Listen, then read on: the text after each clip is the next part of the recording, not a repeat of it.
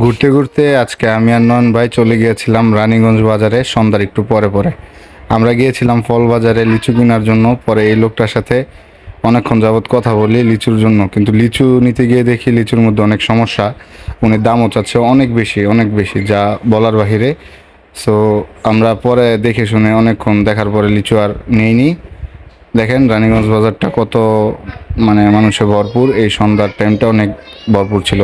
তো লিচু নিইনি, তারপরে হচ্ছে আমরা আসি একটা মিষ্টির দোকানে। এখানে গরম গরম মিষ্টি পাওয়া যায়, নয়ন ভাই বলতেছে আমাকে ট্রাই করার জন্য। পরে হচ্ছে আমরা এখন গরম গরম মিষ্টি নিয়ে নেই।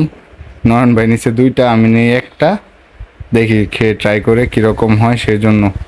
এদিকে নয়ন ভাই অলরেডি একটা খাওয়া শেষ, আরেকটা খাচ্ছে, আর আমি হচ্ছে প্রথমটাই দেখতেছি কীরকম। অনেক সফট, এমনিতেই দেখা যাচ্ছে অনেক সফট। আশা করি খুব ভালো লাগবে, আমি একটু খেয়ে দেখি এখন কেমন লাগে। মিষ্টিটা অনেক গরম ছিল, অনেক গরম মিষ্টি। মুখে দেওয়ার সাথে সাথে মুখটা যেমন পুড়ে যাবে এরকম একটা ভাব চাপ ছিল। অনেক গরম, অনেক সফট একটা মিষ্টি, তবে খুবই ভালো লাগছে আমার কাছে অনেক। মিষ্টি খাওয়া আমাদের শেষ হওয়ার পর আমরা হচ্ছে দুইটা দই নিই। নয়ন ভাইয়ের এই দইটা খুবই পছন্দের। পরে আমরা দই খেয়ে দুজন চলে আসি রানিগঞ্জ থেকে। আপনারাও চাইলে যেতে পারেন।